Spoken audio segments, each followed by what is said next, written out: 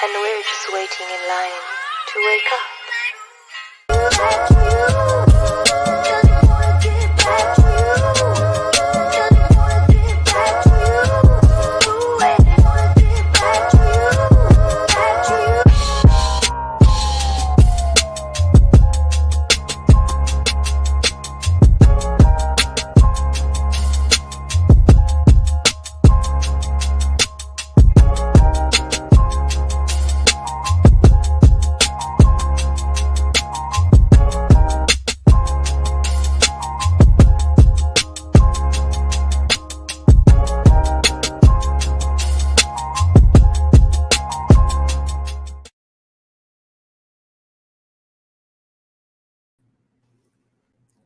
V&O, what you know?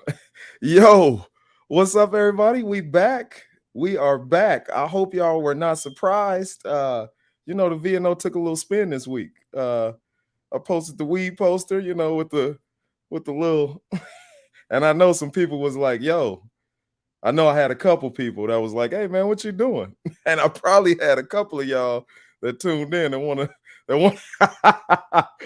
want to see what's going on. Oh, Bill said he retired. He said, "Hey, look, what's up, Mo?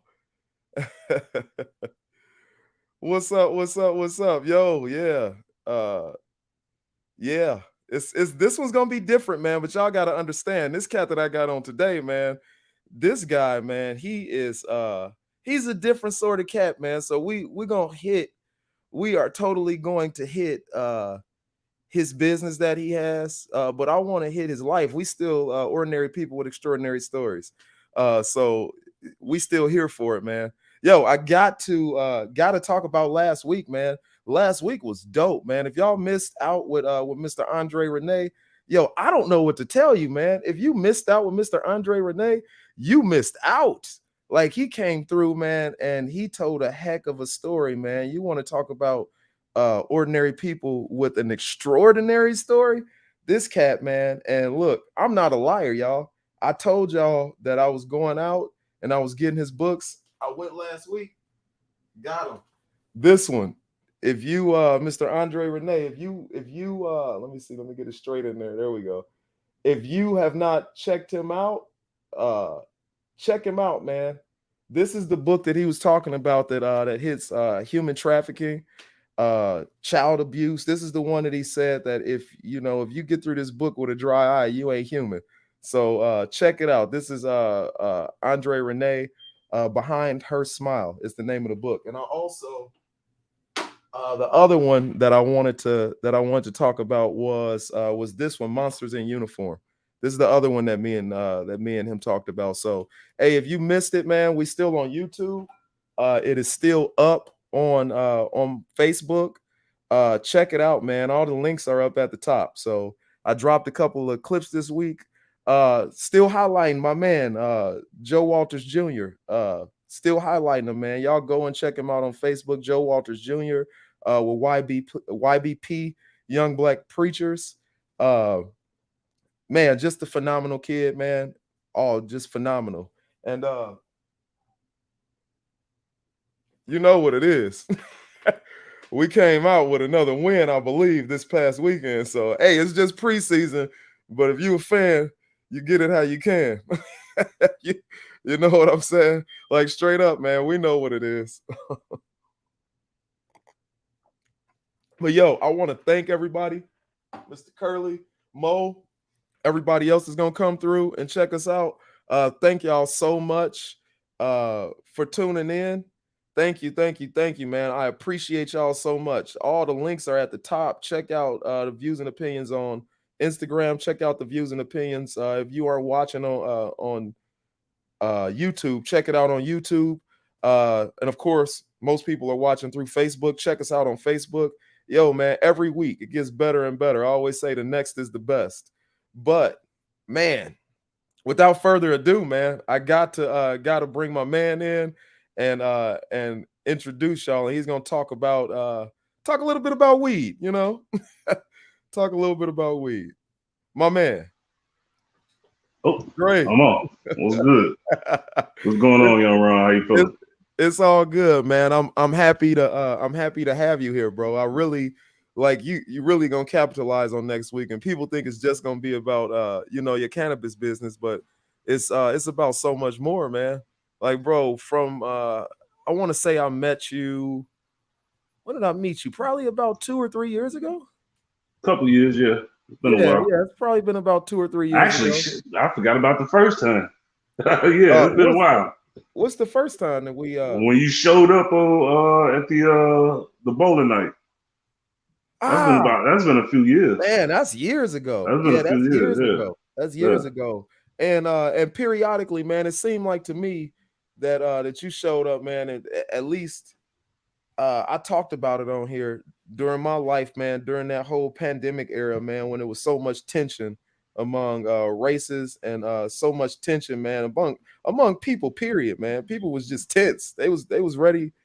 People was ready and ready to do each other in, man. A lot of times, bro, you talked me down, man. You such an intelligent person, bro.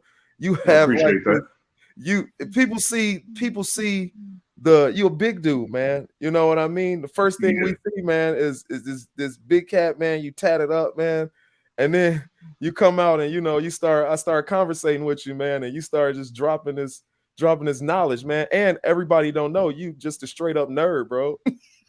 Facts. That's all facts. I keep trying to tell people that, like, bro, if I could have grown up to be like the nerd, right, with like the pocket protector and if my environment allowed for that, then I would 100% been that. Right. Fact. That's all facts. Like, there's no joke. Society didn't let you do that, so my neighborhood, you couldn't. No, my neighborhood, you wasn't gonna be there. You gonna have to add something extra to that, or you might as well stay your ass in the house. Right. So with that being said, man, can you go ahead and tell everybody, man, a little bit how you grew up? You know what I mean? We want to get to where you are today, but can you tell people, man, what's your past and tell as much as you can tell? You know what I mean? Oh yeah. I'm from the south side of Chicago in the hundreds. Grew up in a place called Ragtown. If anybody know, they know what I'm talking about.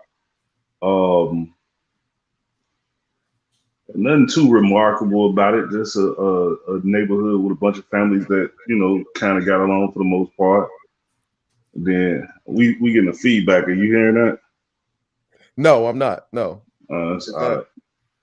But no, grew up in a neighborhood with a bunch of families that got along for the most part, and but in South Side Chicago in the hundreds. So eventually, drugs and all that stuff did to our neighborhood what it did to pretty much every neighborhood in Chicago after a while. So shit, basically, we went from okay to really bad. And really bad. It seemed like it didn't take that long.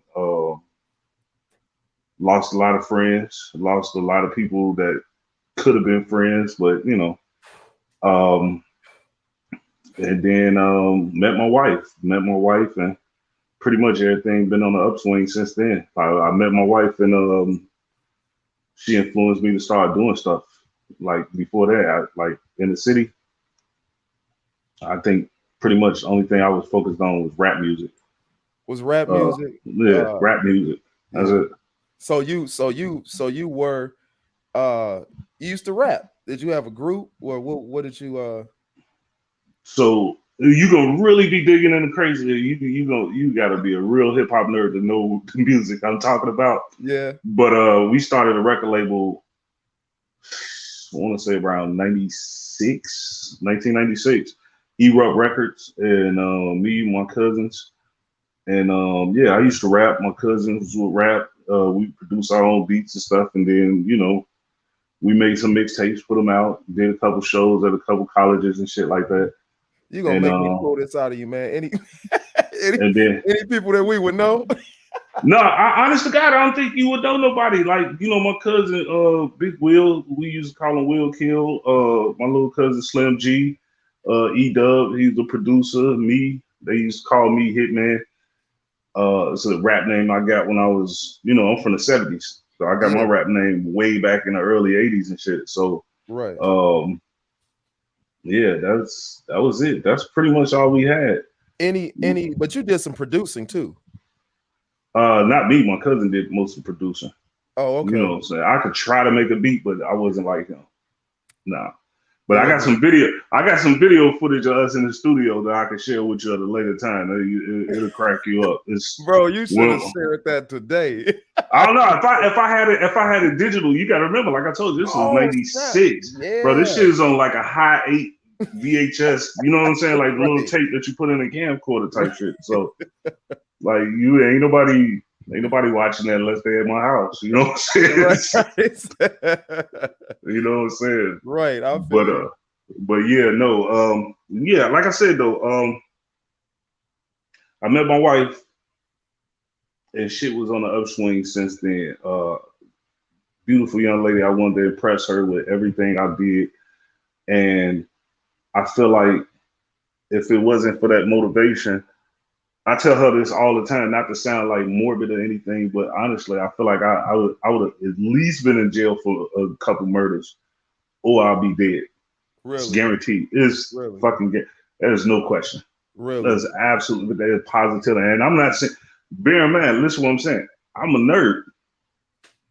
I'm not no murderer. I'm not no killer. I'm not no gangster. You know what I'm saying? I'm not standing outside on the block like, what's up with it? You know what I'm saying? Like, I'm not that. I'm just telling you, I know me and I know where I was. Right. And I'm telling you, had I not left, would have that feeling of hopelessness would have set in after a while, and I would have just said, fuck it. You know what I'm saying? Like, realistically, if somebody would have got hurt. Right. Yeah. So yeah, at that point, we just been working together. We both had the same mindset. Like I said, I started a record label when I was about 17, 18 years old. And she had the same mindset of being in charge, being her own boss. And we started so many businesses over these, like, we've been together for 25 years. And we started so many businesses over these last 25 years. Some fail miserably, some do okay, and some of them take off. Right. Which, man, that's the part, man, as you always talk to me, like you go from that environment, man. Do you know how exceptional, bro, it is to say that you came from this environment, man? And it's not that great people can't come from that environment. I was about to say, don't do that, because it's some of the greatest people on earth. It's not that you don't have great people from that environment. That's not what I'm saying. I'm saying, man, that you have great people in society, but that environment, man, will kill your greatness. You know what I mean? That environment, bro, will absolutely just, you got, bro.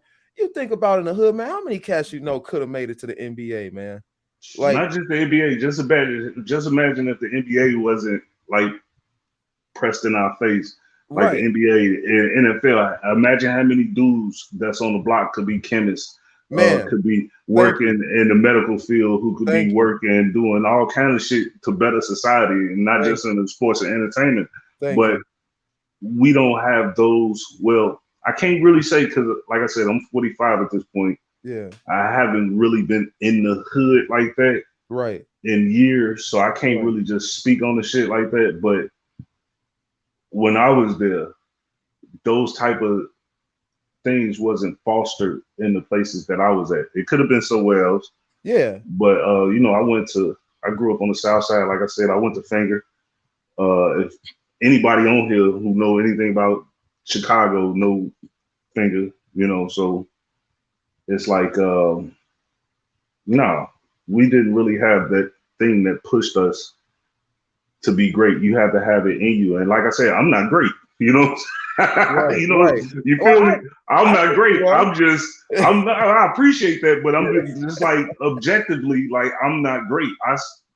It's this thing I used to talk to my cousin about, like, I always compare myself to not just other people, but to where I used to be. So in that forefront, I feel like I'm doing great versus where I was, but I also compare myself to where I want to be. to Right. me, and at that point, that keep my head down here, and now I feel like I ain't doing shit, really. Exactly. You know what I'm saying? So Yeah. it's like just to keep Exactly. myself balanced, I kind of try to. But no, I like I said, I don't feel like I'm great, but I do know I've seen greatness come from some strange places. You know what I Right. mean? Right. But Yeah. I've also seen people flourish more when you take some of those hurdles from in front of them. Some of the things that you take out of their way, they can do more with less, almost. Right. I mean, because they came from an environment, man, and they learn how to do that. You know what I mean? So you're right, man. I said NBA because I just know Kaz. I mean, I didn't, man. It sounds like I was like, like we just dribble basketballs. You know what I'm saying? Bro, look, let's see, you laughing, Right. you laughing. Look, you laughing, Right. but look, peep this. So anybody on the thing, if it's anybody in the chat or whatever, if y'all know, chime in.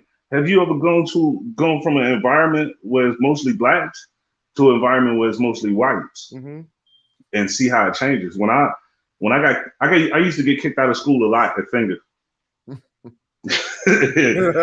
And I was adventurous in a way. I wasn't, like I said, I'm not the stand outside gangster, bother, bully people, shit. But sometimes it was something to do, I'd do it. You know what I'm saying? I wouldn't mind doing it because I didn't care. Right. So I used to get kicked out a lot. And my uncle took it upon himself. God bless him. He was trying to help my mother out. My uncle took me out of Finger and let me use his address and put me in a better school called Shepherd.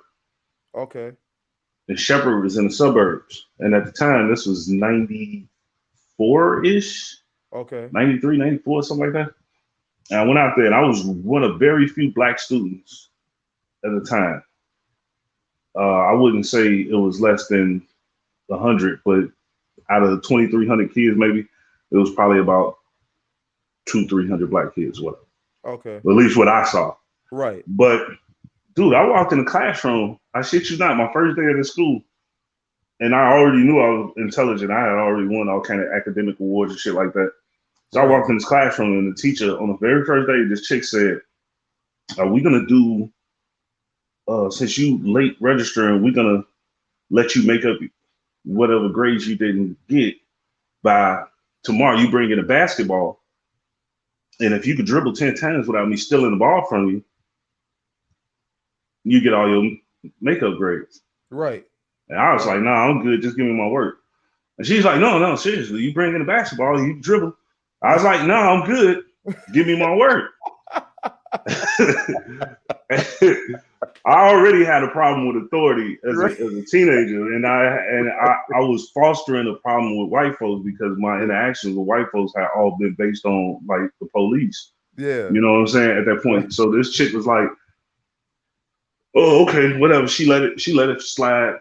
Then the chick said, "Ah, well, hey Andre, we doing a presentation at the end of the school year, and we starting on it now." She said, "Do you sing?" I said, "No, I don't sing." I did. I was in the singing group. Deadass was in the singing group. She said, I'm like, I ain't fucking with it. You know what I'm saying? My energy, I wasn't finna do that. And she was like, "Do you rap?" I was like, "No." She was like, "Do you dance?" I was like, "No, I don't dance." Now that's true. I don't dance. Right. She was like, "Oh no, you definitely dance." Like she couldn't believe it. Bro, this was my first day in this school. Shepherd on what is that? Ridgeland. Yo, what? Bro, this is my first day. It's white teacher. And I was like, I gotta get the fuck out of here. I gotta get back to Finger with the black folks because this is some bullshit. I got myself suspended from that school, and they was trying their best to keep me in there. Right. I was so stupid. I wish I'd have known better back then. But yeah, they was trying to keep me in there. I was like, ain't no way in hell I'm staying in school. Right. I got suspended. They was like, "You doing in-school suspension and you doing Saturday suspension." I said, "I don't know how y'all gonna get me out here on a Saturday." Right. I barely get on the bus coming in on a weekend, on a We weekday. got a You know, basketball. right. You got a basket. You got some watermelons on the side, like, Just basketball. I bro, can get you out here on bro. Saturday. But but you know, in retrospect, I should have took advantage of that opportunity. I did not. But you know, I can't really regret it. You know, I got 5 wonderful children. Got my wife. I got, you know, I ain't tripping. But it's Right. it's a funny story that, you know. That's my uncle. I'm sorry. Okay, I'm like, is that my uncle? Look, I'm looking No, like, is that my uncle? that's How many uncles I got? God damn. But no, we were saying though that we could do more than just basketball entertainment. And I got your right. point, but it just to that point Right. when the chick she made a big show about that, and you got to think about it. Like I don't think that highly of myself, but I have what it's weird. It's like a paradox. I have supreme self-esteem. Yeah. You understand what I'm saying? Like supreme, like literally, you can't tell me shit. Right. Right. You can't tell me, you ain't finna tell me shit. Like, you know what I'm saying? Like, I don't think I'm the GOAT. I don't think I'm the greatest. You know what I'm saying? I'm often conflicted when I look at myself in the mirror. So I wind up in the gym way, you know, more than I probably should. But I'm telling you, when it comes to like somebody playing with my intelligence or implying that I can't do something, oh no, I don't even mess with that type of energy. I get mad quick. It's the, you know, it's you know, you almost got to in the environment, man. You almost have to in the environment that you came from. We were talking about Facts. environment, man. And I was just sitting here thinking like, yo, you know, like, I mean, we talking in the in our natural world. If you took a flower and you hid it in a closet, that flower not gonna grow. You know what I Facts. mean? It needs sunlight. It needs nurturing, man. So what do people?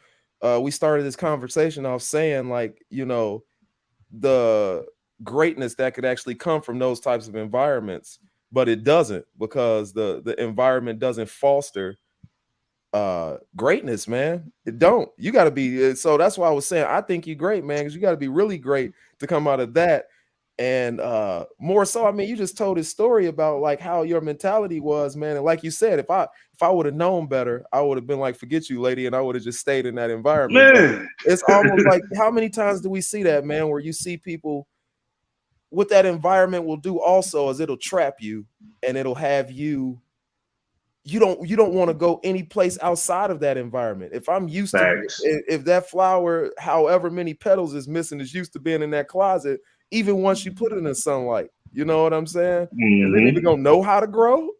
Is the growth gonna be stunted, man? Is it? I mean, eventually it will, man. But you know, Farrakhan said that years ago. You cut the idea is to cut somebody off from the light for so long that they're not even able to recognize the light when they actually do see it.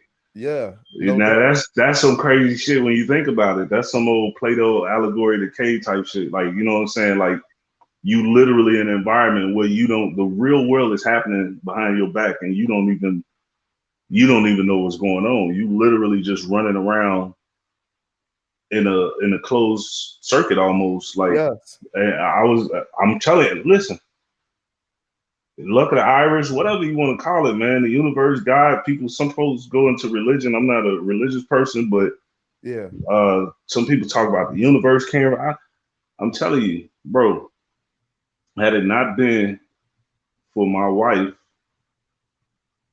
and also the flip side to that is, had I not already been raised myself in an environment without a father. Yeah. Because I could easily have been cold-hearted. You know what I'm saying? I could have easily been like, yeah, I ain't had no daddy. So, you know what I'm saying? I ain't gonna be, but I couldn't, like, me and my wife, I already was in love with the chick. I already like loved her to death. But then when my son was coming, I was like, hey, ain't no way in hell. Ain't no way in hell. Right. Facts. Right. But yeah, it's like, look, and that's a real point your uncle just made. You go where you celebrate it, not tolerate it. That's a beautiful thing. Black folks can learn a lot from that, for real. I always say we can go wherever we want to go. Yeah. But why would you go and bust your ass to make somebody accept your money? You are paying, you know what I'm saying? Like you paying for the right to give somebody money who don't like you. Right. That's why I fuck with my people first. Right. But yeah, no, like I said, my wife and my son, when my son was coming, I was just like, man, I changed a lot of shit, bro. I stopped smoking weed immediately. With your wife, yeah. I stopped smoking without my wife. No, I mean, you stopped smoking when you met her, like because no. I was smoking like when I met my wife. I was selling at the job I met her. I'm trying to think about it. It's like 25 years. Ain't no police coming. Ain't no police coming for that one. But yeah, little bags of weed and shit selling to the white boys because you could up the price of shit, and they were just buying that shit because they thought it was cool to buy it from me and my cousin. Right. And my wife was a supervisor at this place, and we got together and kind of changed my perspectives on a lot of stuff, bro. Like, I know it's gonna sound stupid, and I often find myself feeling stupid when I say it, but when my wife took me out to Flossmoor to meet her parents, I'd never been out to Flossmoor. Bro, and you lived a couple blocks away. I was living down in the hundreds, and like the most of the suburbs I saw was the suburbs I rode the bus to get to work at. You know what I'm saying? Yeah. And that was the first job I ever had. Was literally the first job I ever had was me going to that job out in the suburbs, and that's where I met my wife at. And like literally, we went places, and I was like, "What the? There's black folks out here, like." You know what I'm saying? Like, look, and I felt, bro, I can say it now because, you know what I'm saying, I'm grown, I kind of get it now, but like I'm telling you, at the time, bro, I was legitimately one of them dudes who never really been nowhere like that. Yeah. I never really been outside of my little area. It's a lot of people like that, man, and that's why I want to bring you on, man, because you're an intelligent person. Matter of fact, man, I got a surprise for you. You can't see backstage, so I'm gonna go ahead and Blue. This is the other half of. Can you swing around, brother? Look, he's so smart. He gonna put the camera on his nipple. He got the camera centered on his nipple, zoomed in. Right. What up, young? You have to turn the mic on. We're gonna let him. Matter of fact, let me. I didn't know. I didn't know it was gonna be a vertical thing. Hey, wait a minute, Ron. Zoomed in on my neck. Hey, Ron. What up? Wait a minute. You brought them in here on this? You let them know what we bought? I'm broadcasting live to Facebook and all these places. He act like you got in on some racial conversation that was supposed to be private. Hey, look, I was just about to start telling them about you. I heard everything you said. I was just about to say something about white people. Hey, no, but look, and Jeremy, real talk, like, no funny shit. Jerry, look, exactly. We were just gonna go in, right. But no. Jeremy is a part of whatever that it story. was. They probably deserve it.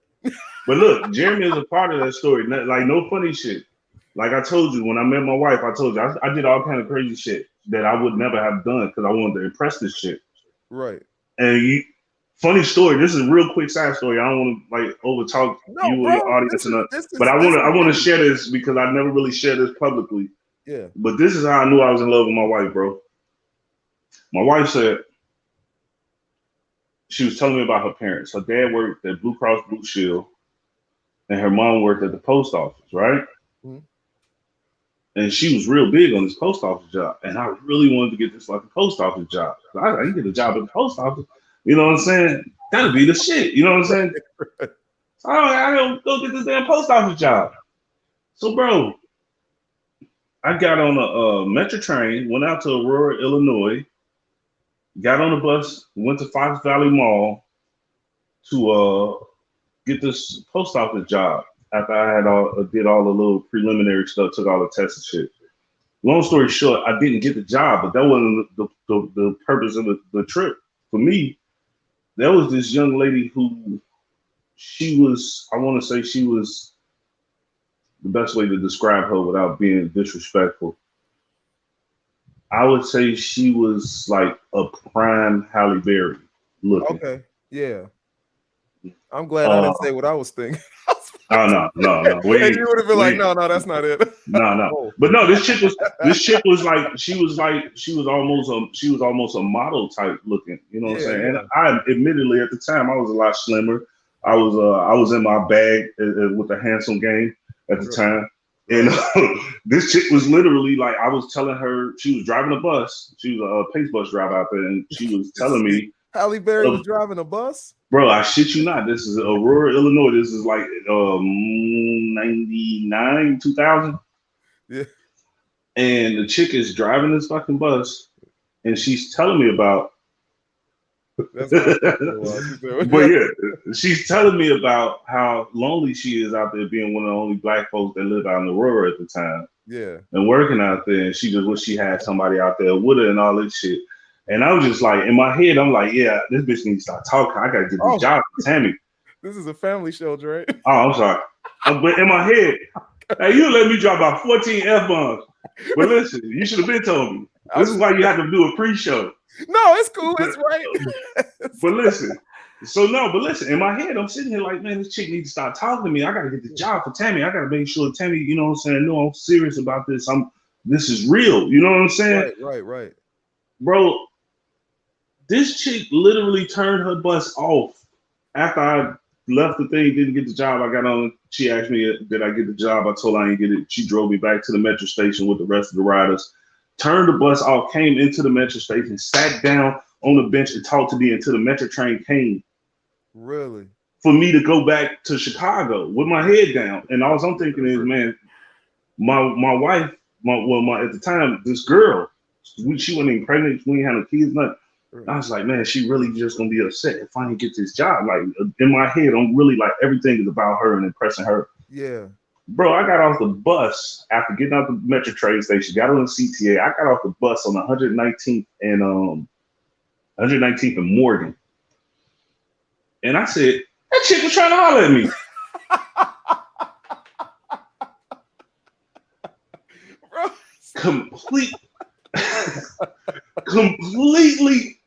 completely missed it. Bro, so you telling me Halle Berry was she's sitting there consoling you, and you like, man, you don't even know. Bro, listen, when I say it was the furthest thing from my mind at the time, and that's how I knew it. When I got to the crib, I was like, I ain't no anywhere. I'm gonna marry this chick. You know what I'm saying? Right. Anytime you can make somebody like completely ignore somebody just like flirting with you and give you all the clues that this is what you're supposed to do, you know. I was like, yeah. So yeah, my wife. That was Halle Berry with lowered expectations, bro. She was driving a bus. She was driving right. She was in the pocket right there. That's what you needed.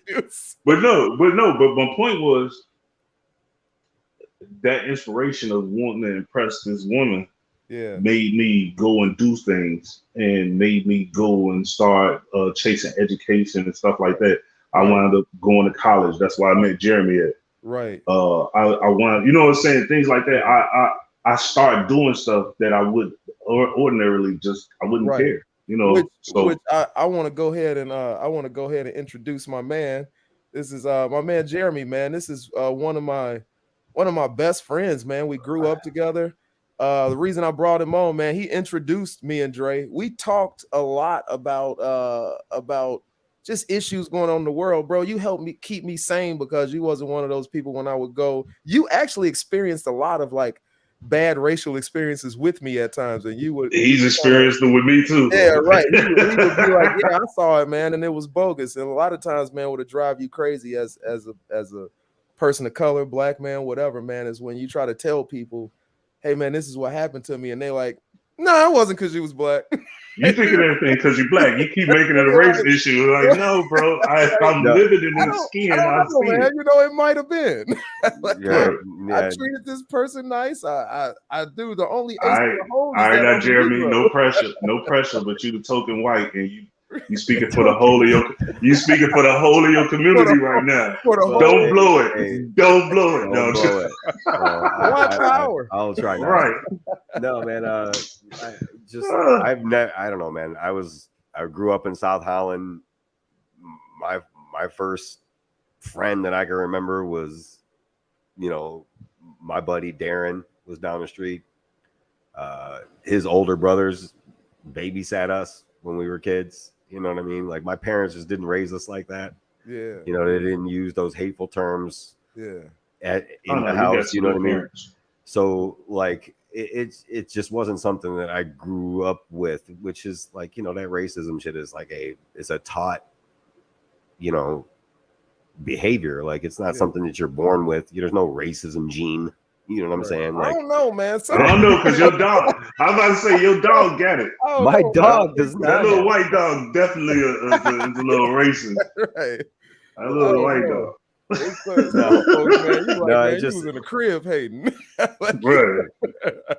No, that's my boy. That's my boy, man. So Jeremy, it's just always like Jeremy when I met cool people, it never mattered to me what color you were. Right. That's why we met when we were 11 and 12, I believe, man. Right. So, eighth grade. I was in eighth grade, so somewhere around there. Yeah. I was in seventh grade. We've been friends that long. I brought both of y'all on too, man, because both of y'all are nerds and y'all are y'all are two of three. I think I'm more of a nerd than Jeremy. Right. Sometimes, man, y'all are 2 or 3 of a podcast named How to Watch TV, bro. How to Watch TV. This is how to watch TV.website. Yeah. You actually have to type out the word website. And we voted on that. and we all won. Not unanimously. It is right. But yeah, we have a lot of fun on there, just kind of BS and arguing about, you know, unimportant things like television shows and comic books. And, you know, so sometimes, you know, I mean, the world is there's always serious stuff going on with life. Everybody's got work. Everybody's got businesses they're running and things that they got to do. It's fun to just kind of sit aside and just, I don't know, just BS with other people who appreciate, you know, media, entertainment. Yeah, sit around and watch some TV, man, and talk about it, discuss it. Everything ain't got to be so heavy.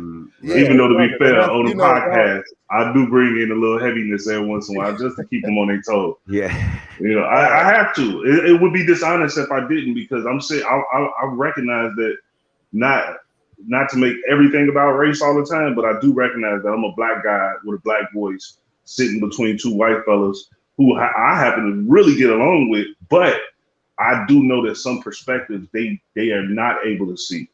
Well, you know what I mean? So sometimes I have to kind of point stuff out, like, hey, bro, look, that right there was a little shot right there. You got to do it, because otherwise, you know, it's an echo chamber.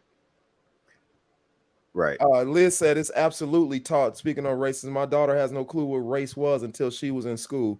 Her god brothers are both black, and when someone would bring it up, she would say, "No, they're just my brothers." Right. All right. Thank you, Liz. I appreciate that, but please don't type such long sentences.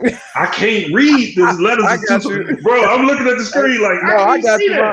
I got a nice monitor in front of me. Where all right, like break that down for me a little bit. What's happening? You. And Liz, that's my homegirl, man. She that's what's up. Liz. Thank you. Thanks, Liz. I appreciate that. Let's talk about weed. All right, let's talk about it. I saw the viewership dropping off, and I was like, I see at least 3 people came to hear about weed. Well, let's talk about it. Let's get to it real quick, because it's a subject matter I know Jeremy knows a lot about. I'm gonna move this tripod a little bit. Let's make no mistake. I know a lot about consuming it. Right. I don't know anything about growing it, producing it, shipping it. So this is different for my show, man. I don't know, Dre. I put up I don't think I tagged you in it, but I put up I probably brought a couple people here. It was me with my you see my little V&O, my V&O Ron in the corner that's holding the V&O. Okay. Yeah. And except I didn't have a V&O there. I had weed there, and then the one picture that you gave me. I saw you cropped my wife out. Oh no! I sent him a picture with me and Tammy on purpose, and Ron was like, "No, that picture is good." I was like, "What are you gonna do with it?" He took her straight out the picture. Like, God damn! I played on it. That's what I did. But I wanted people to see that side so they could see this Dre, man. The intelligent, the dude, man, is just left Halle Berry hanging on the bus. Not Halle Berry, bro. I'm telling you, she was Halle. What I'm saying is, like, that was a quasi description of it. She was Halle Berry-esque. Is what I'm saying.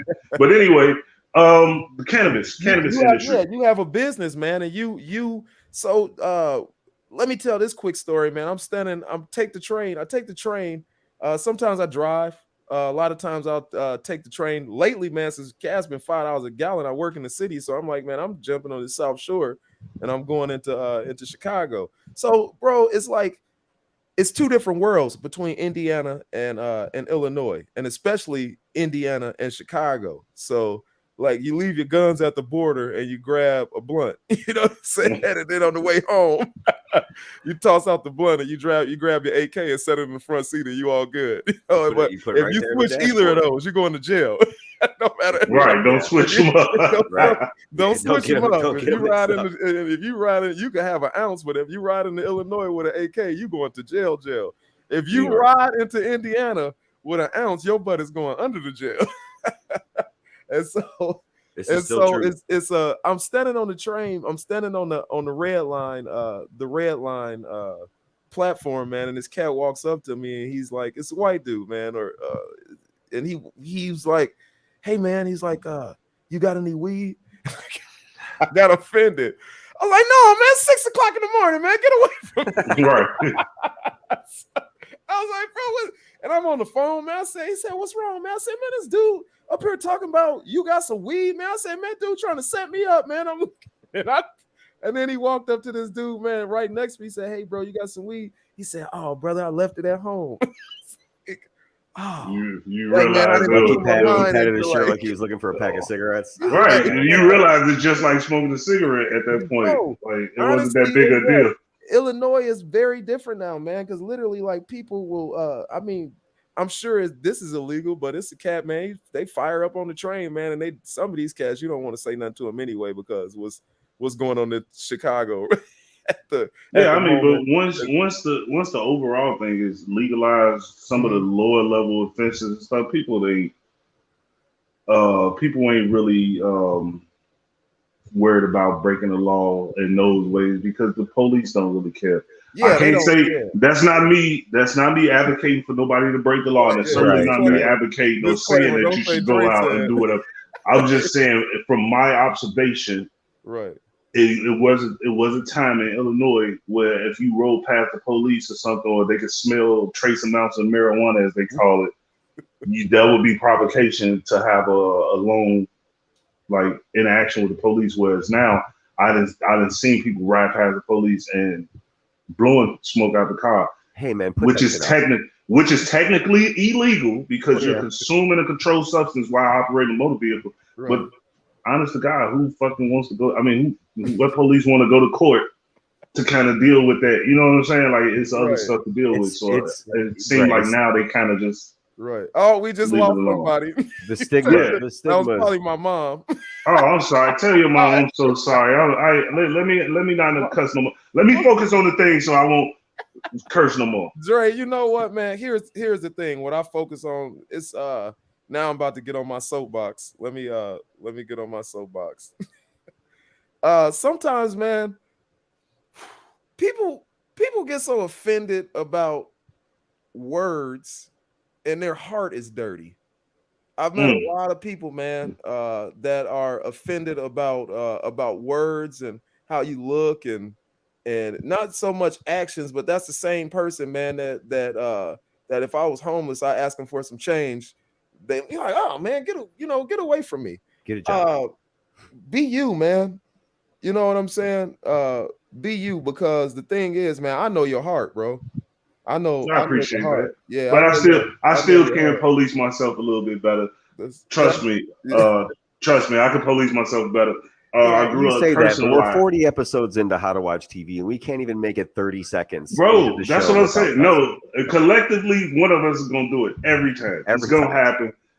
But yeah, I could watch that. But no, we'll double back on that because I want to say something about that later. But the cannabis industry, Illinois legalized cannabis, and Illinois and J.B. Pritzker put forth a stated goal of integrating more Blacks and Latinos who have been disproportionately affected by the war on drugs into the upcoming cannabis industry that was going to be in Illinois. And part of doing that, what they did was made it easier to have social equity programs and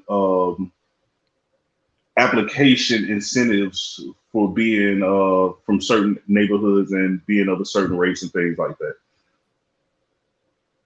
That was beautiful. I'm sugarcoating it. I'm kind of cutting it short, but it was beautiful on paper. But in action, what it boiled down to was basically the companies who already had money, who had skin in the game as far as medical cannabis, and who had been working in the cannabis industry that was legalized in other states before. They kind of already had a foot up, and most of those were non-black. I was about to say, yeah, that skin that was in the game was the skin. So a lot of black folks. The thing we was talking about earlier is we need the information. Sometimes the environment don't provide that information for you to do things outside of what you normally do. Mm-hmm. So my brother Berwin, who could have been here, but he had problems with his flight. Remember, I told you his son just started college. Congratulations to little Sebastian. Well, I can't call him little no more. He's a little grown man, but congratulations to Sebastian Tompkins. That's my nephew. And he's leaving, and there's I'm sorry that I'm interrupting you. He went to college. And so we have to play him the song. What song? Are you serious? You just called him Little Sebastian. Oh wow! Nice callback. That's all I thought. My eyes got wide. Y'all going nerd on me, man. I'm right. You got me. Yeah, no, it's but listen, Parks Sebastian went to college. Parks and Rec. Y'all check out that show. It's beautiful. Parks and Rec. Parks and Rec, man. It's old. You can watch all the seasons. Shout out to How to Watch TV. How to Watch TV, bro. It came back to it. But anyway, my brother's son, he went to college, and that's why he's not here with me right now talking about the cannabis industry. But he introduced me to the cannabis industry because he's been working closely with legislators and people in positions of power in the state of Illinois to kind of make that vision that J.B. Pritzker and Lori Lightfoot had of Blacks and Latinos having a big foothold in the game. He's trying to help make that vision come to fruition. And the thing about it was, I didn't want to work with cannabis because I'm not a smoker. I don't consume cannabis. I don't eat edibles. I don't do anything with cannabis at all. I let it go because it wasn't for me. But I did understand the message and the need for us. Time out. Ordinary people with extraordinary stories. This is why I brought Dre on. Now, Dre in the industry. He doesn't. Oh no, but listen, hear me out. Go ahead. For a long time. You're gonna make me start doing social commentary, and I start talking about preachers who don't actually believe in God. But that's a whole nother story. But listen, and trust me, I know him. I met him. Yeah. But the point is, I don't consume cannabis, but I'm not I have no aversions to it. I don't really hate it. It's just not for me. You understand what I'm saying? So when it came to owning a business in the cannabis industry, my man's put me on, and he was like, "Hey, look, man, come on, we can help you out with the application process. Spent a few $1,000s here and there, and got a trusted vendor's license from the state of Illinois. So my company is AB Cannabis Training from Chicago. AB Cannabis Training, what we do is we certify people in the state of Illinois so that they can, thank you. You got it scrolling right down there on the bottom. Click on that link, go to the website. But we certify people in the city of Chicago or the state of Illinois who want to have employment in the cannabis industry. Because what a lot of people don't understand is on the recreational side of the cannabis industry, there's a certification that you have to have every 2 years in the state of Illinois. So in order for you to maintain your certification and maintain your employment, we're one of the people who provide that certification. And not only do we provide certification for cannabis workers in the state of Illinois, we provide education for cannabis consumers. So we have an event coming up called Don't Be Scared. It's a Halloween themed event that's coming up around Halloween, where we talk about people who consumed edibles and had a bad experience. I'm sorry. A lot of people been there.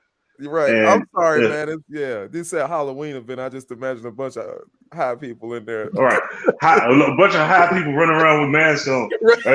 It couldn't possibly turn out bad. But this is education. LSD.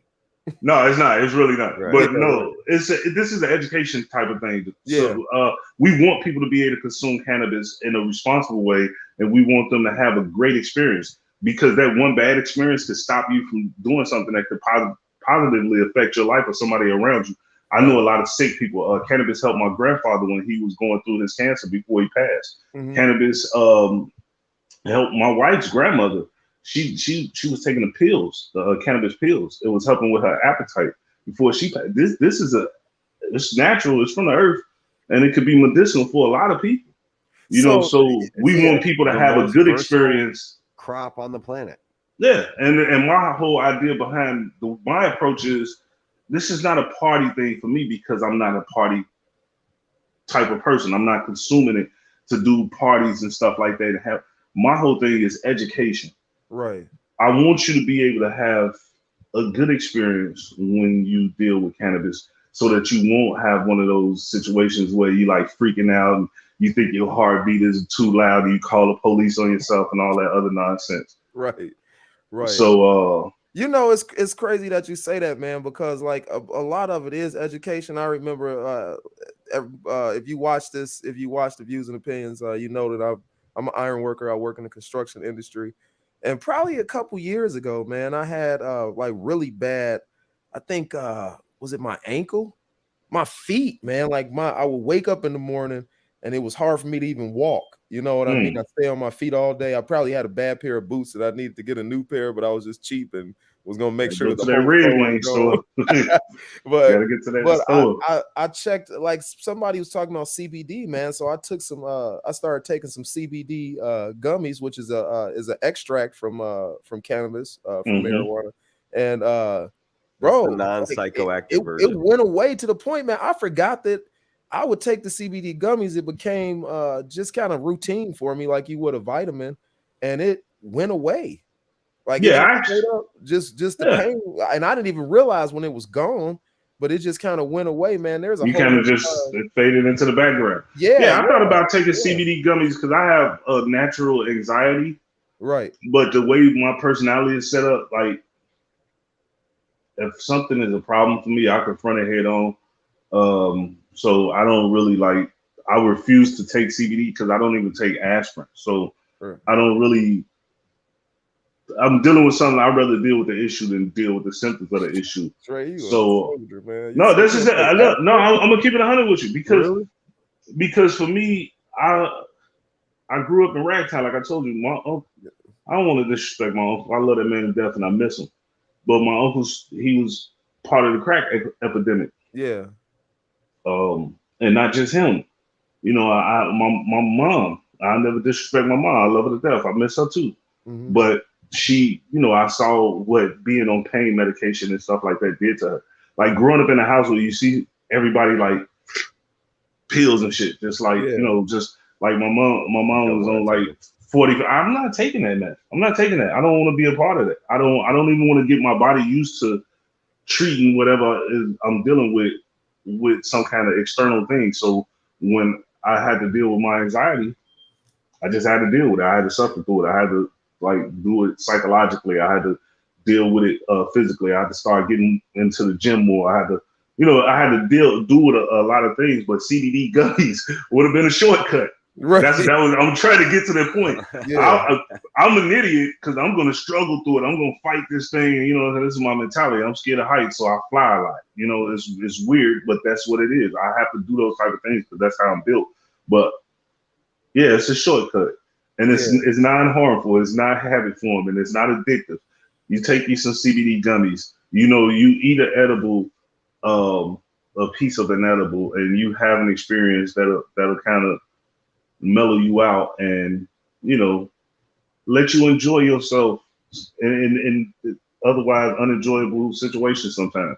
Yeah. So yeah, we just want to educate people that that's what cannabis can be all about. It's not just about what you see with the dude with the gold teeth and he's smoking a blunt and he's standing outside with a 40 or something, like, you know what I'm saying? He chasing his ladies and stuff and being rough with them. Cannabis is a natural thing that we consume for thousands of years. Yeah. And there's absolutely positively no reason for you not to partake in it. But a step further, there's absolutely positively no reason for you not to make money off of it if other people are too. Yeah. That's kind of where I'm coming from. It's like we can also help folks get their cannabis business started. Yeah. JD, were you gonna say something? Yeah. I always thought that your approach to the cannabis business, when you told me like what angle that you were coming at it from, the education side of it, I was like, wow, holy shit, like that's probably the smartest thing I've heard anybody say when it comes to getting into the cannabis business, because like literally once you finally, I know there was overhead. I can't say there's no overhead, but when you come, you're not selling any products. So there's no product. You're selling education. You're selling, you know what I'm saying? So it's like, I thought that was hilarious because like, it's like, exactly. Right. It's this is weed Shopify. Right. When he told me what it was, I was like, wow, dude, that's like really like forward thinking. Like, I'm not going to open a dispensary and, you know, actually sell product and be behind the counter as a bud tender. Like, fuck that. I'm going to sell the education and get, I'm going to sell the education to it and get the, you know, we lost some of my Christian friends. I'm sorry. Oh, come on. Hey, listen, Christian. I'm sorry for saying that there's some preachers that don't believe in God, but y'all gotta already have known that. Don't make me be that guy. But listen, no, my point was, like Jeremy said, yeah, the cannabis education sector. That's the important part. I don't want anybody to lose that behind my personality, because I know I'm not a very personable person. That's a lot of alliteration, but anyway, don't lose that. This isn't, for me, Illinois is providing an opportunity for folks to be upwardly mobile and forward facing when it comes to making plans for their future. You can actually invest in the cannabis industry in several different ways. You can be a grower. You can grow from home and sell to a dispensary. You can be an infuser. If you're a great cook, you could be somebody who does infusion and do your own edibles and sell them to a dispensary or a consumption lounge or something like that. And there's a lot of opportunity there. Consumption lounge is the first. That's the first I'm hearing this phrase. Yeah, I don't want to say that again. I actually shouldn't have let that fall out of my face. That's something I'm moving into next. Consumption lounge is the next phase. But the point is, bring your own products here, bro. Listen, you got to think. You got to look. I can't. You're cracking. You got to work. You got to work. Oh, wait a second. It's so I'm smart. slow. I just got it. So wait a second. You basically opening up. I didn't say I am yet, but I'm trying. This is a BYOB, just a place with some chairs. Well, look, put it like this. You ever see a cigar lounge? You ever see a cigar lounge? Yeah, it's the same idea. It's the same idea. It's pretty much, but you can add to it. You can take away, depending on the person who owns it and what the community wants. If the community want a place where they can come and sit down and smoke and don't want to be bothered by police, don't want to be bothered by nosy neighbors and stuff like that, then you go and post up and chill. You can have like if the community decide they want some, like that's exactly. If the community decide they want some TVs in there with some PlayStations and some Xboxes and stuff, they want to sit there. Board games. Let's do it. It's exactly similar to a cigar lounge. Look, man, I'm not, so I but this is an opportunity. I don't want to lose that. I'm serious about this. No, this is I'm opportunity, for real, man. Yeah. Because we pass up a lot of stuff a lot of times, and this and I'm not speaking for me. You only have to go through me. Mm-hmm. I would prefer you did, but I mean, there's you got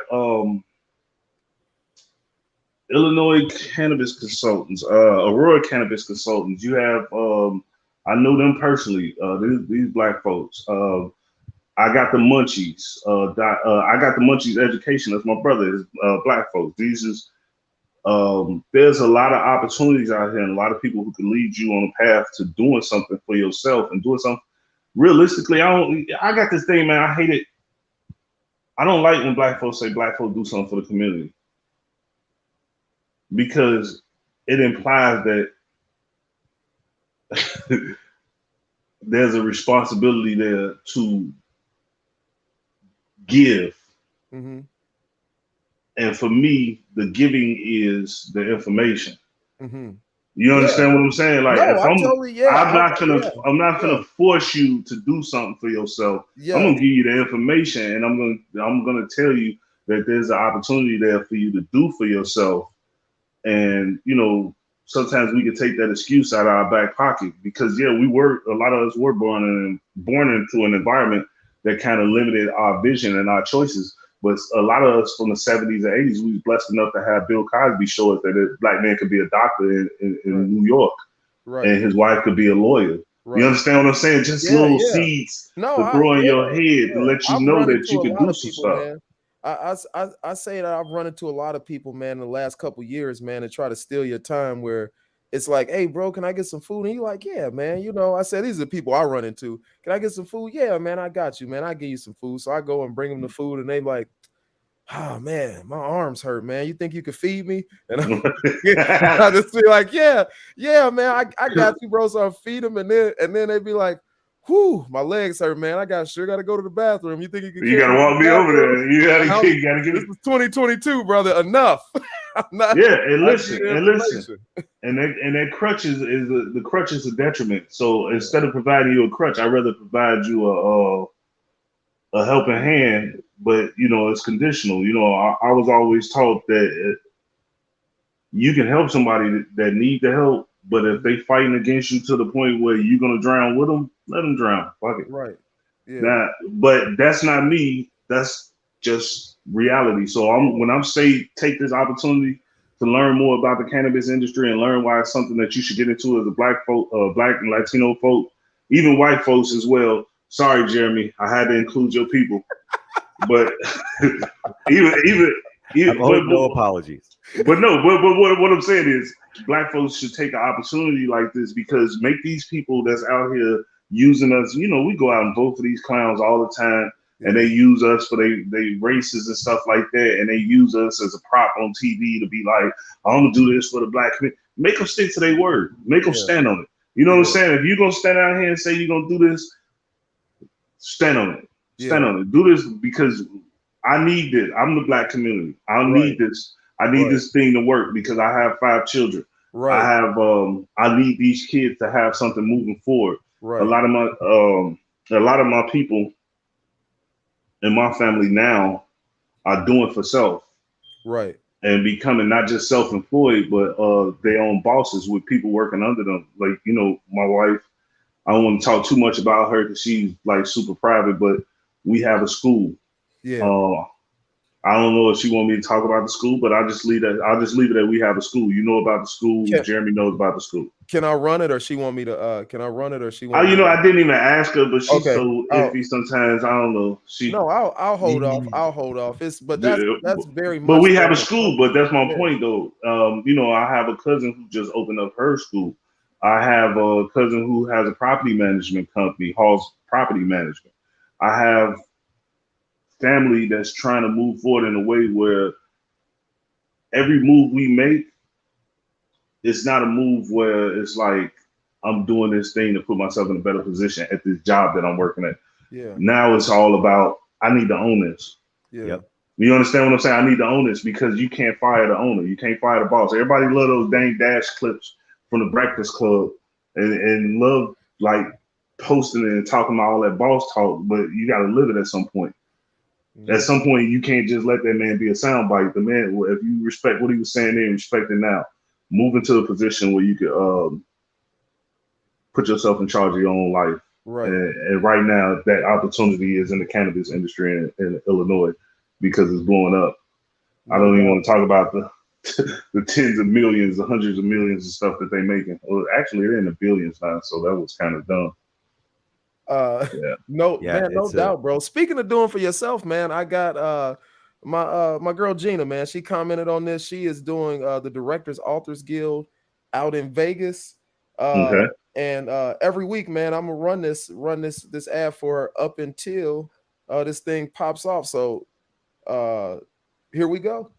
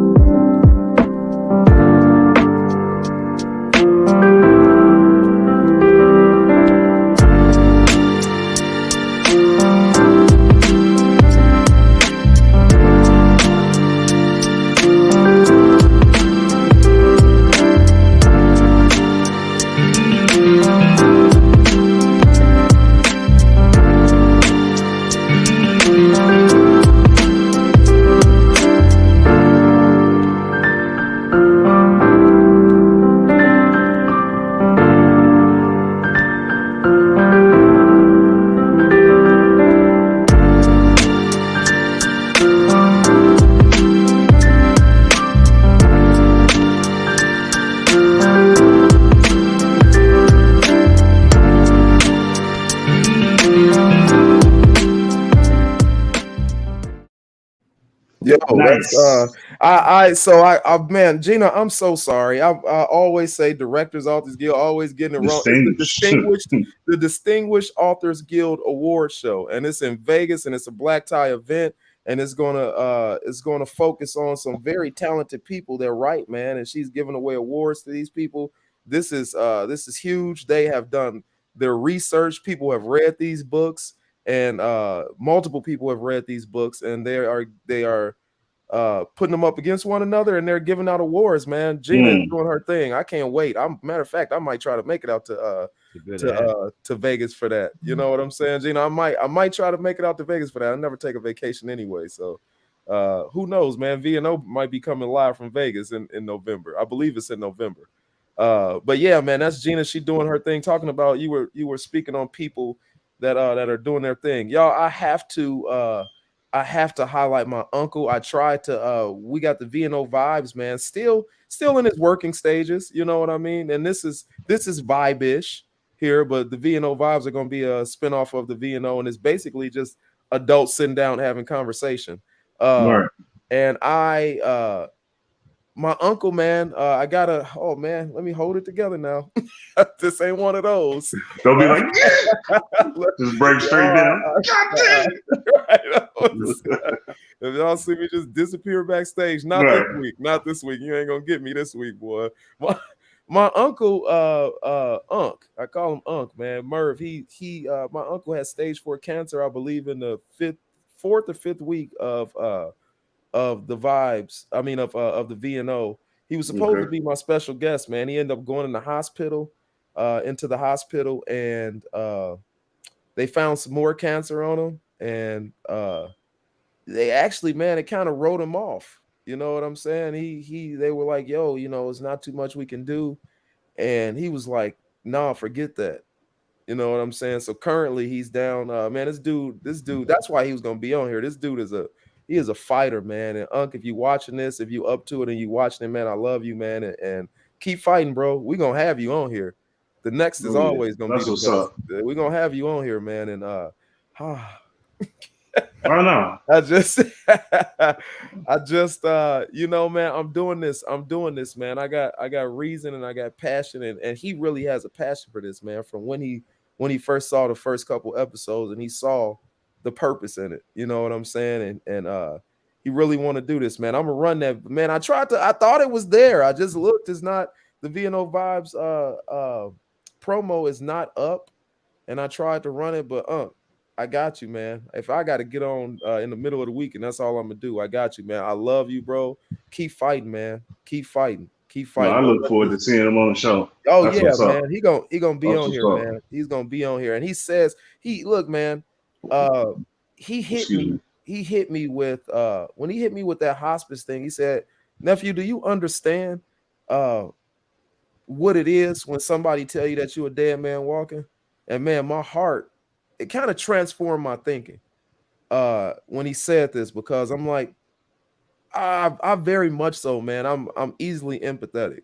My heart just kind of goes into the spot that a lot of people are in, and a lot of times, man, I have to drag myself away from certain situations because of that. But when he said that, man, it hit me, and I'm like, dude, I can imagine, but I couldn't imagine, man. You got people standing over your bed, you still alive, and it's like I was talking to a dead man as he's telling me this, man. And he's like, they basically was telling me, you got a couple days and that's it. You know what I'm saying? And that's it. So just get comfortable. Here's a blanket. And he said, man, I cried. You know, he said, I cried out to God. And he said, I got myself together, and I said, F that. I said, yeah. I said, yeah, man. He said, I can't die. He said, man, so yeah, thank you, Brenda. He always talks about you. He very much so. Thank you for being a friend to my uncle. That's Unc right there, Merv. And always talks about you, Brenda. He looks up to you. Thank you for being an inspiration to him. But he fighting, y'all. He's fighting, and I told him that I said, I'm highlighting you, man. I told him I was gonna play play this promo for the V&O vibes, but it didn't load up, man. I got you, man. I got you. That's my interruption. I'm sorry, and we are running into time, but Dre, once again, man, one more time, man, because I really want to highlight you. People might have questions on this. People might want to know what to do. You are located in Illinois. Do you service any other states?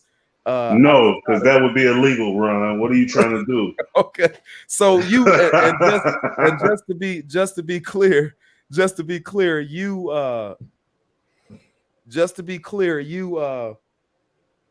give instruction. Can you hand out licenses? No, sir. The only licensing agency is the state. Okay. The state of Illinois is the licensing agency. Certification, however, is done by trusted vendors, which is what I am. Okay. And so you certify? I can certify, but and I can also be certified. That is the law as it is written. That as far as the recreational, not the medical side, but the recreational side, with the 185 plus dispensaries that will be opening soon on the recreational side. A lot of people don't understand that the medical side is able to sell some cannabis to everybody. You know that there's you have to have a medical card and all that type of stuff, whatever. And they can, some people can sell some cannabis products individually. You might see some stuff like that Delta 8 and all that other weird stuff at different smoke shops and all that. But the recreational dispensaries have yet to been opened. You know what I'm saying? Because these licenses were held up, right? These licenses were held up in litigation after the first round were given out. So now that the recreational facilities will be opening, these people who work in that aspect all have to be certified, and that's where I come in. Right. Cool, man. Well, we got you streaming, man. I want to thank you so much, bro, for coming on, man. Thank you for having me. Like we gotta, I don't want to go too much over time ever, man, but like, bro, like you started getting into your story, man, and I wanted to make sure that I highlighted this, but we got to come on, man, and just you got to come back, man, and just rap sometime. JD. Oh, man, yeah, we can definitely do that. You my guy. How to Watch TV. Shout out, JD. What is it again? How to Watch TV. Website. It's how to watch TV.website. Right. Website. Yeah. Right. I know. Real quick, Brian. Yeah. Thank you for having me on. Thank you for inviting me on. Thank you for inviting my brother on. Yeah. He wasn't able to make it, but he is texting me right now. But he's good. I'm gonna make sure he's on the next time. But I do have to tell you this. Don't be too hard on yourself. Yeah. You're doing great. You got a set, bro. You got a set. You got a logo. You got a show. You got an audience. You got interaction. Right. You're doing great, bro. Thank you, man. I appreciate that. Keep doing it. Like, do that. Just remember, where you going ain't got nothing to do with where you are right now. Exactly. You know what I mean? Just do your thing, man. I see what you're doing already, and I think it's dope. Thank you, I think man. it's dope. I agree. I love it, man. That's what's up. Shout out to my family. Gina is from Dope Living TV Network, Dope Living TV Live, man. They broadcast every night. They have helped me tremendously, man. You said dope. It's dope because I got information and help from a couple of dope individuals. You know what I mean? That's fire. That's fire. Look, man, it all worked together. I'm looking at it because I'm like, man, bro. Shout out Jeremy to built a studio. You got a studio. I'm looking like, all right, look, bro. Look, this is make your moves. Do what you got to do, and you never know what lanes open up from that. You know what I'm saying? You don't know. Don't pigeonhole yourself. No. Let yourself be open to the universe. Let the world, give you the experience it wants you to have. Sometimes that's just life. It got to be like that. I had to explain that to some of my kids today. Yeah. Let life be life, bro. Don't overthink it. You're doing great, man. It is, man. And you totally right, man. God has blessed me, man. This is a different show, bro. This was a different show. This is the first time I kind of stepped outside of the box, but at the same time, man, I'm glad you explained your industry because it's not just marijuana. And some people, man, is hooked on painkillers and all kinds of crazy mess, man. Some people try something natural. Yeah, some people. Yeah, something natural, bro. Yeah, need this. Get these pharmacies out your house. Right. And it's It's out there, y'all, and Dre can give you more information on it. If Man, you let me come. I'll come to your church. I promise you I don't care. No. Don't laugh. It's serious because I'm laughing, listen, man, because you know, because Dre the church folk. Listen, look, I apologize. I don't never want to come off as being I've too never blunt, accept you as but that, the church man. folk sometimes, y'all gotta evolve just like the rest of us. And in this situation, sometimes you gotta go back to your roots. So you know what I'm saying? Let me little 2020 twin. But let me come out there and talk to your church, man. We can do a church Bible study and choir practice usually Wednesday nights. Man, I slide through on a Wednesday night and just talk to a few people. It could be somebody with some gout. It could be somebody. And listen, it's real. Lightning bolts. Is that what you're looking for? Man, if God was striking people down, white people wouldn't exist no more. We would be gone. We wouldn't be around. Let's stop playing that game. I told y'all don't get me to talking on here. I wouldn't even.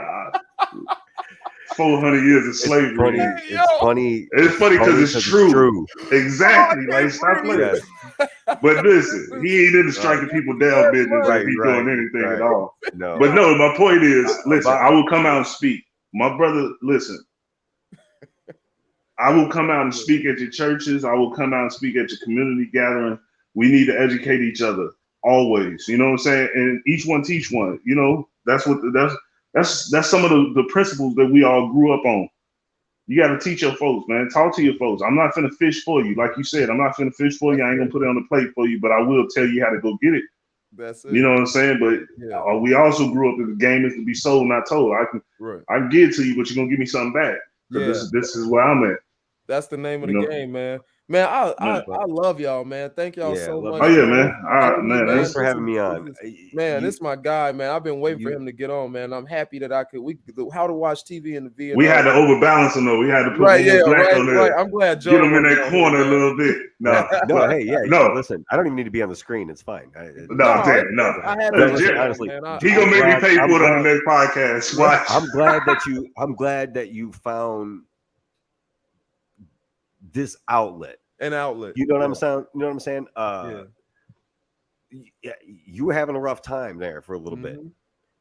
You didn't speak to me about all of the experiences, but you did speak to me about quite a few of them. You would come over here, you would tell me about the lady in the elevator. The elevator wouldn't get on the people that called the cops on me when I was sitting in the parking garage. Yeah, that dumb shit. Yeah, like that's so like and you were struggling to find somewhere to put that anger, that energy, that shit that you were coming across. And dude, this right here, dude, you got that smile back on your face. Yeah, and I love to see it. And thanks, man. Keep it up, man. All right, look at that, man. Friendship, man. That's beautiful, man. I love it, man. That's what's up. Right, you too, Dre. You two, these two are two of my favorite people in this world. Jeremy, I did the numbers, Jeremy. You my oldest friend. Yeah. No, you said like that ass. I think you beat Big Al by like 2 months. Right. Really? It's the weirdest thing in the world. You my oldest friend. These are two of my oldest friends. Two of the people I respect most on this earth, who just happen to be black. Black men. right. Now imagine if God would have struck down all white people. We wouldn't even have that. Right. You could have stopped. Hey, with that, you could have stopped at the first 3 words. Right. VNO, y'all, thank you so much, man, for tuning in this week. I appreciate all of y'all. We about to chop this up, man. I'm about to drop some hilariousness this week. We're gonna drop some. Y'all check it out on Facebook, check it out on Instagram, check it out on YouTube, and check me out on TikTok. But have you ever thought, what if this is all just a dream? And we're just waiting in line to wake up?